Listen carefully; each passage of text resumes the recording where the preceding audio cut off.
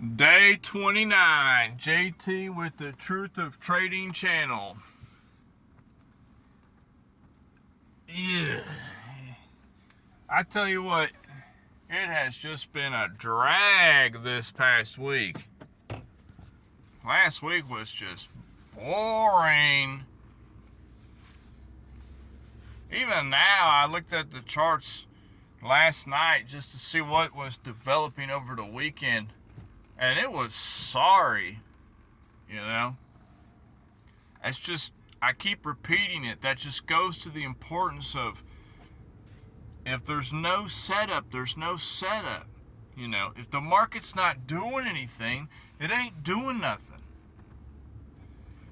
You mean to tell me it took 4 days for the market to just make this one itty-bitty maneuver on some of these assets I was trading? You gotta be kidding me. That's it? And times like that, that's when you can get chopped up. I mean, you can get chopped up in them small movements. It's difficult. It's difficult to sit back.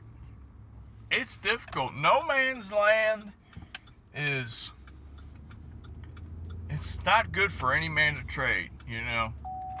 I am getting much better at just, I'd rather not trade than trade something that's just got so many mixed signals and such in the middle of a range, or a lot of the indicators are saying it's bottomed out, but price is just way high. You know, that's just mixed signals, man. They just trying to throw you off, you know. I've said before in other videos, you want to have the most stars aligned as you possibly can. Because us as retail traders, we do not know where price is going.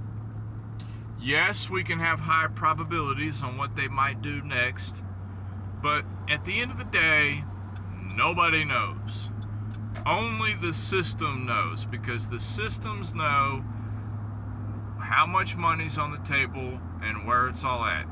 Yes, there's programs out there that help you become a bit of a market maker yourself and show you where some money's lying at in the charts and how many open orders are in this area and that area.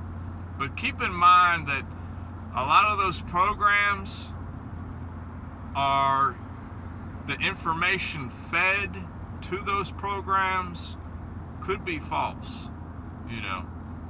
There's a lot of spoofing going on in order books. I've seen it way too many times. You cannot tell me that it almost borderline makes me just completely disregard order books. You know, because for every few times that it's going on it, there's just as many times that it doesn't go for it. Or it'll act like it's going to go to a certain point because it seems like that's where money's lying. A lot of money is lying at. It starts to go that direction, so you think it's going to take that money, but it doesn't take the money. Why doesn't it take the money? Why doesn't it follow through with the move, take all that money from everybody, and then do what it wants after that? Because there was no real money up there. Why didn't they take it? Because it was their money. It was the system's money. They put it there to entice everybody else to think, oh man, yeah, let's go get those guys. Let's go get that money. There's money right there. Whose money is it really? You know, if it's really obvious, whose money is it? You know, sometimes when there's a really obvious trade, it might be really obvious because they might be trying to trick you.